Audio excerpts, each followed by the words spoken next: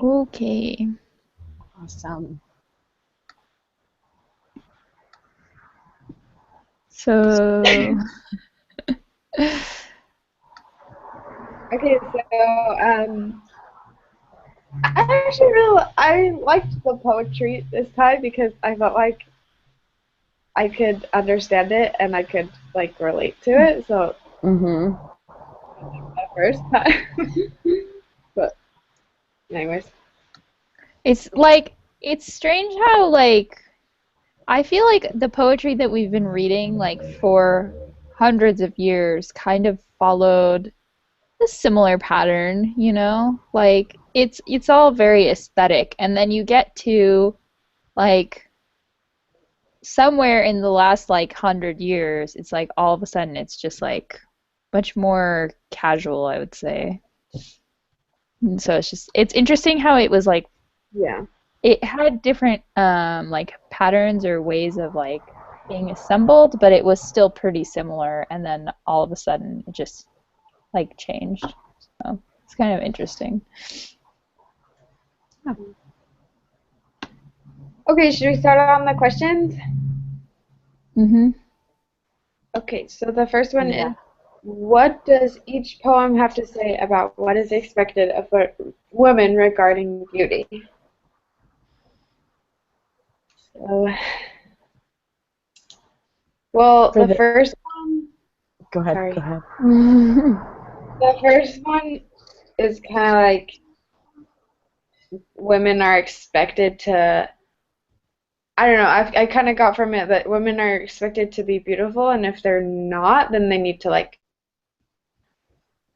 fix it. But that's kind of how I feel like it was kind of like inwardly. That's what she was thinking, but Mm-hmm. I don't know. Mm-hmm. I also, in the Barbie doll one, it talked about, like, not only was there, like, it talked about her, like, big nose and her thick thighs, but in the beginning it mentions how she, like, plays with, like, the dolls and the stoves and the irons and, like, the lipstick. So kind of like she's being raised to, like, feel that way. Does that make sense? Yeah, that's a good. I like that. I'm What I gonna take. think is oh yeah.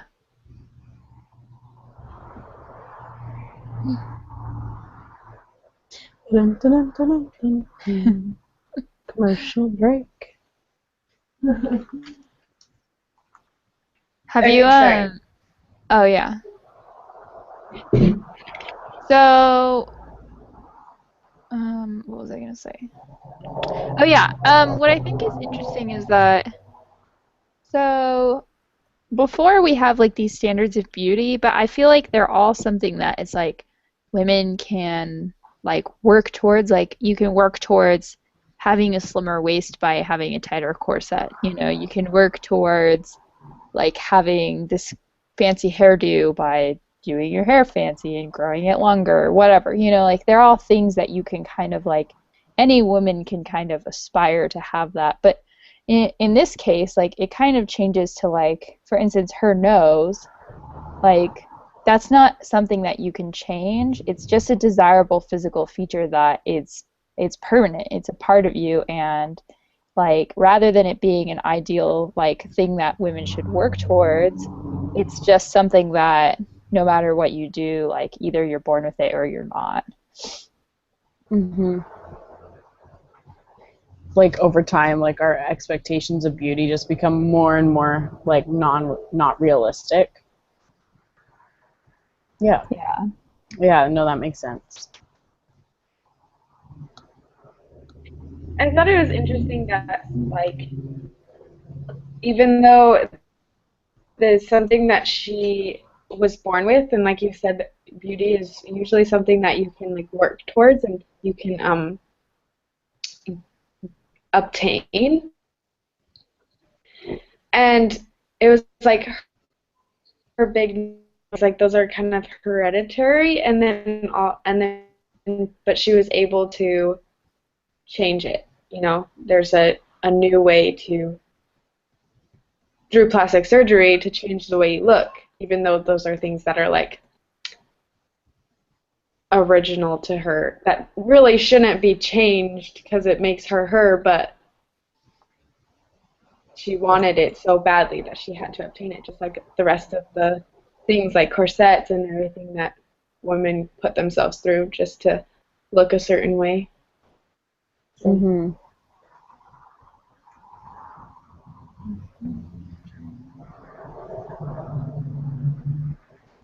I think also in the second poem, so for the question it like talks about how like what is expected of women, and in the second one like uh, there's the line talking about how she remembered the exact day that is it her sister? Is she talking about her sister? I don't know Yeah. what. Yeah, where she remembers the day that she like perfected being a dumb blonde, and how like it's almost like sacrificing intelligence for this beauty almost. Mm-hmm. But yeah. I think it's just that um, having like a strong personality or having like being really intelligent, like it just is something else that distracts from beauty. Like, because if you're thinking about how someone's smart, like you're not really like looking at or admiring them, you know what I mean? And so it's like you can still be beautiful and be smart, but people won't necessarily notice you for your beauty. Like they'll just notice something else, you know? And if you're trying Mm-hmm. to get like that specific type of attention. And the way that somebody admires a smart person is different from the way that somebody admires a beautiful person. And the expectation is like you want to be admired in the beautiful way, not in the smart way, because it's like better, you know. That makes sense. So, what are the obstacles faced by women who want to try to meet the standards of beauty society sets?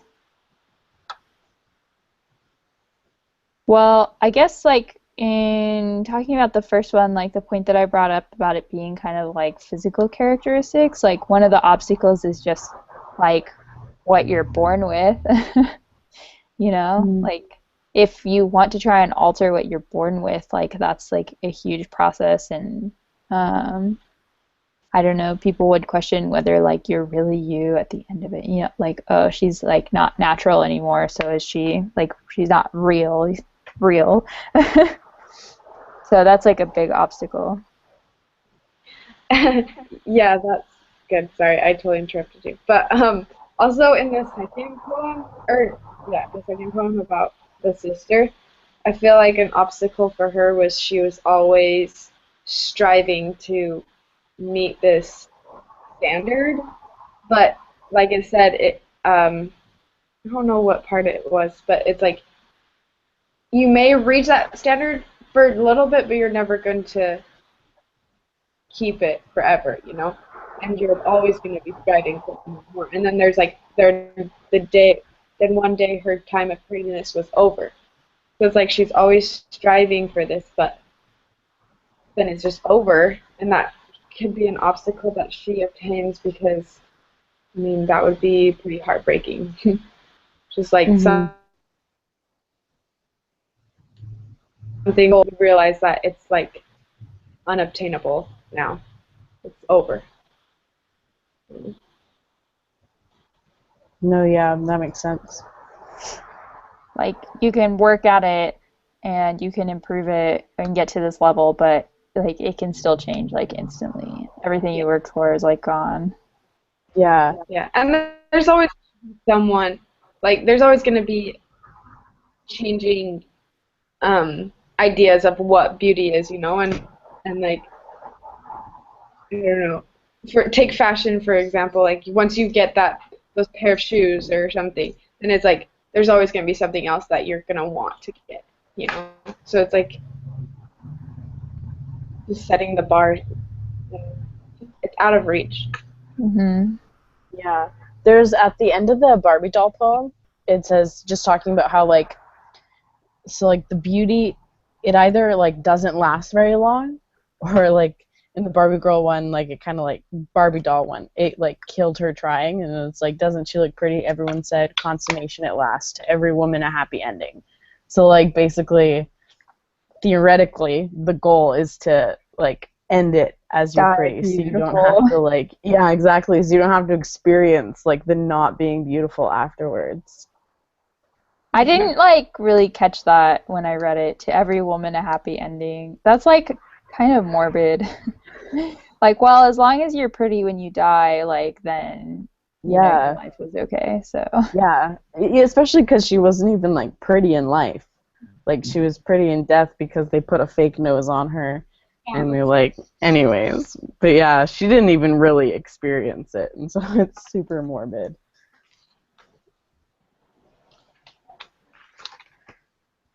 also, the Barbie doll one, like, it's basically talking about people like teasing her. Everyone saw a fat nose on thick legs.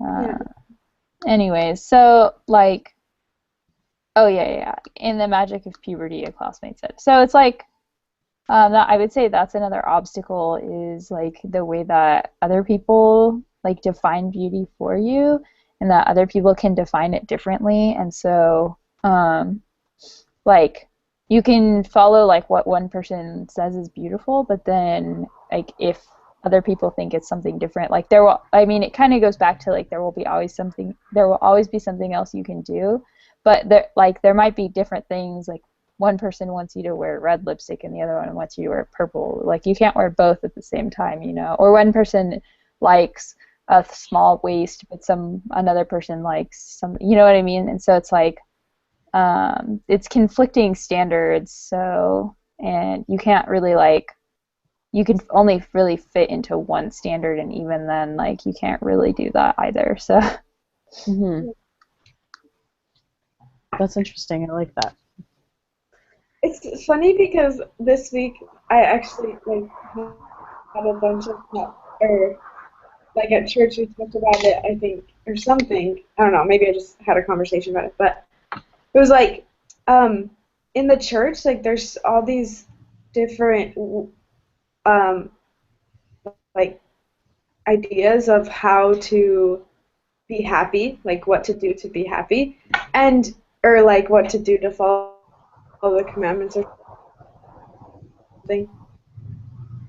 Never really hear them to be beautiful, you know? It's like, yeah, take care of your body and stuff, but it's not this like this this specific beauty, you know? It's more like you're a daughter of God and like all this stuff. And so I thought it was funny because um, we put so much emphasis on being beautiful and like what is beauty and like how can we obtain beauty and stuff.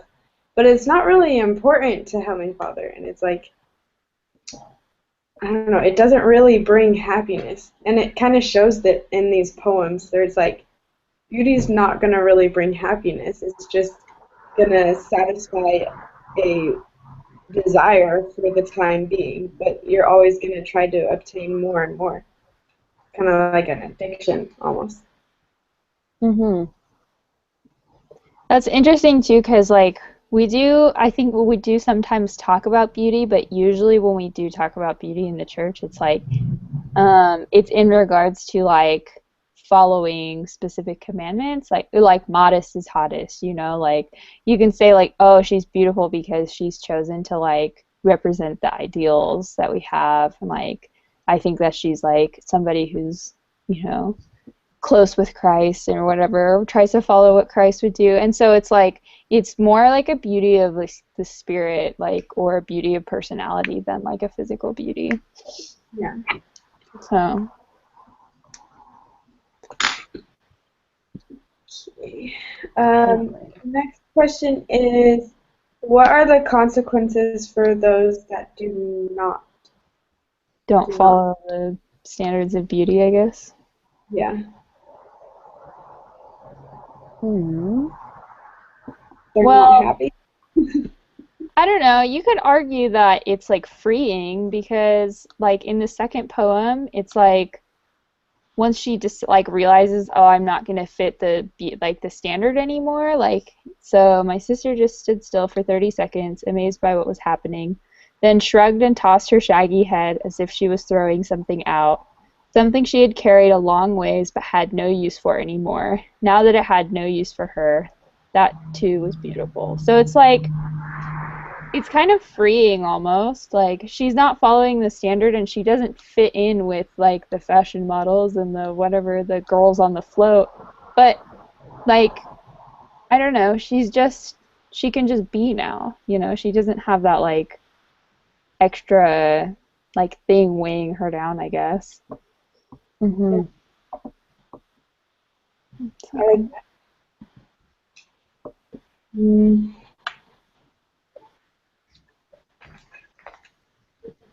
Yeah, that's a good consequence. Okay. Stephanie, do you have another one? I don't know. I agree. I agree. Yeah, I was kind of stuck on that question because, like, I don't know. It didn't really, like, say much of anyone being rejected, but I guess that makes sense, like, especially with that beauty poem, like, at the end, like, letting it go. And if you never have to deal with that, then yeah.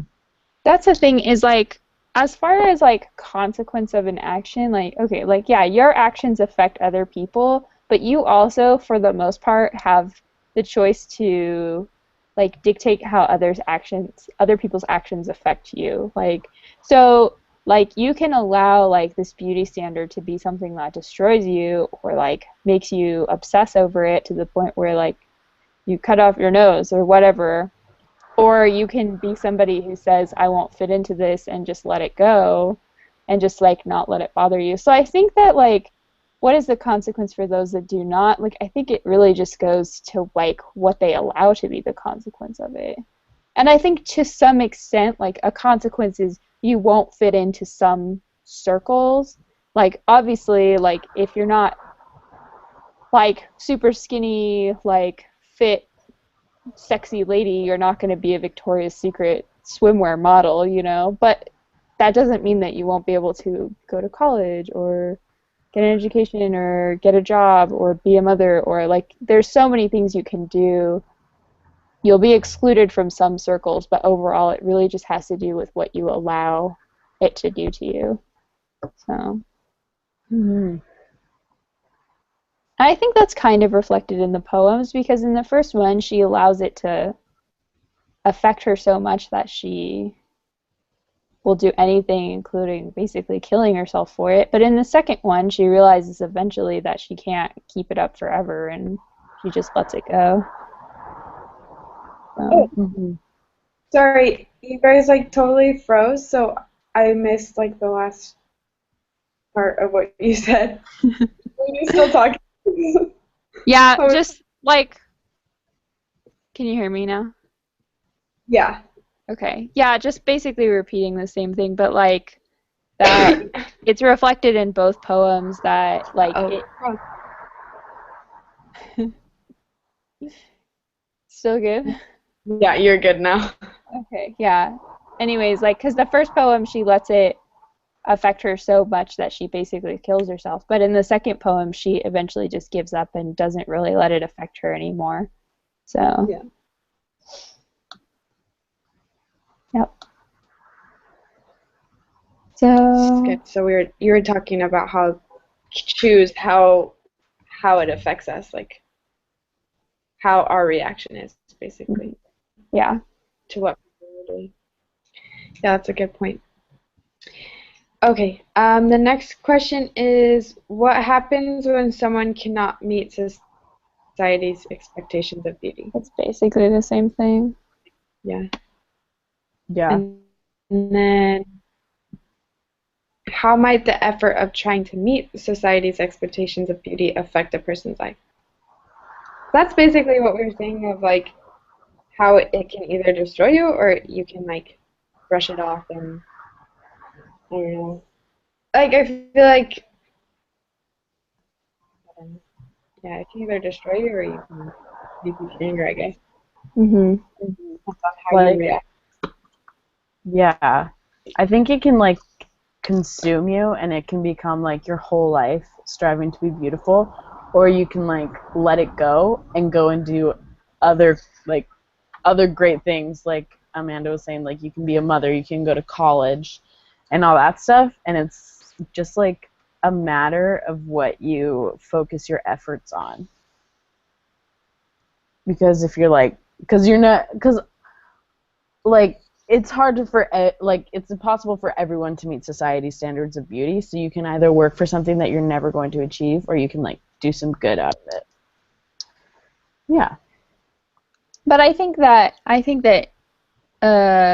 trying to attain beauty is like anything in that it's fine to a certain extent, you know, like curling your hair or straightening your hair every day, you know, and putting on makeup. Like I don't think that's excessive because Mm-hmm. it doesn't interfere with like the way, well, as long as it doesn't interfere with the way that you view yourself and the way that you allow other people to like view you. Like if you're so like, oh, no one can ever see me unless I have makeup on, then like that's a little different than I just prefer the way I look with makeup on, you know? I mean, Mm-hmm. that's because that's no different than, oh, I prefer dressing a certain way or whatever. Yeah. So that just has to do with how you present yourself. But so I think it's something that like, so how might the effort of trying to meet someone's expectations of beauty affect a person's life? Well, it can just be something that is like mixed in with life the way that anything else is. The way that you try to meet society's expectations of a career, or you try to meet society's expectations of hygiene or anything, you know? Or it can be something that like you allow to affect you negatively, like um, if you see other women are all skinnier than you and you like, oh, I'm gonna like eat less, and you become obsessive about it. But like, I don't know, it's kind of hard because that's like mental illness, and I wouldn't necessarily say mental illness is caused by like, I don't know. I think that the way society is can affect mental illness, but I don't Mm-hmm. necessarily think that it can cause mental illness. So, I think um, I think when you're constantly thinking about meeting somebody else's expectations, I think it messes with your mind. Like, for example, like this is a tennis example because that's all I do. But like my tennis coach, uh, he's like constantly has these expectations for us to be better than we are. And once we reach something, it's like another thing is wrong. And so with some people that works, whatever. But like with me, it was really hard. And like my first 2 years, I hated it. And I was like constantly trying to meet his expectations, and I was constantly failing. And so it was like this big stab at my self confidence, like, man, I suck. And so then I feel like if you're constantly trying to meet society's expectations, you're just going to be constantly telling yourself that you're not good enough, that you need to try harder, and it could like really mess you up. Definitely, I agree with that. and I think like in regards to that, like it's important to be able to like take a step back and see the situation like not from your point of view, but from like an objective point of view, like because you're, I mean, it's hard. Like, okay, so like, I mean, I did gymnastics. I know all about like constant coach criticism, you know. That's like all that the sport is. But like, it's so hard when you have somebody just like telling corrections to you that you just like, you don't really like, it's hard to step out and see like the situation for what's happening. Canella, are you still there? She's frozen on my screen. Oh, yep, But mine too. anyways, I'll keep talking. Maybe she'll come back. Okay. But anyways, so like it's just like hard to like have criticisms or anything from anywhere, from a coach or from like society like thrown at you. But it's good to Mm-hmm. just be able to like step back. Okay, if she's gone, then how does that work since she's the one that started it? I have no idea. Maybe Oh we my should goodness. message her. Yeah.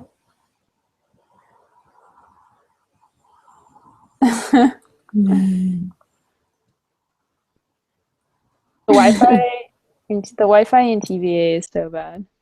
Really? Yeah. Uh, I've been having like a lot of trouble with it lately too. Like if I get on the school Wi-Fi at my apartment, mhm. it literally won't do anything. Like I'll type in a web browser and it will just not even try to load it. It won't Oh my say it can't goodness. load it, it just won't do anything. Yeah. So what do So, you do? well, I have my own router in my apartment, but it connects to the school Wi-Fi first, and then I have to manually change it over to mine. Oh, that's not Yeah. fun. So it's really annoying. Ugh, I believe it. I believe it. Ugh. Ugh, I got lucky. My Wi-Fi works pretty well. Anyways, well, she's the one writing, so I don't think it really makes sense for us to keep talking without her. Yeah. And we finished most of it, so Yeah. I guess we could just be done. Okay, that sounds good. Sorry, Oh, I'm so tired. Canella, Is she here? Yeah. Hi. Can you hear me?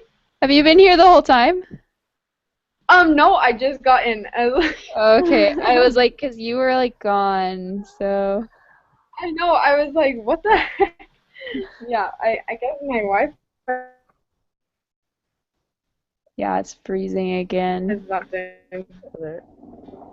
I mean, my cat is says I have full bars. Oh, can you hear me now? Kind of.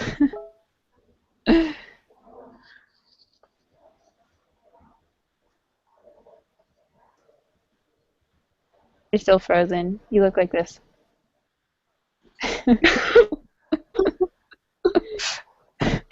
Okay, well, this was not working. Um, well, good Bye. job, guys. I hope you Yeah, got everything in the podcast. I think we're good. Mhm. So, Yeah. okay. Okay. See you guys. Bye. Okay.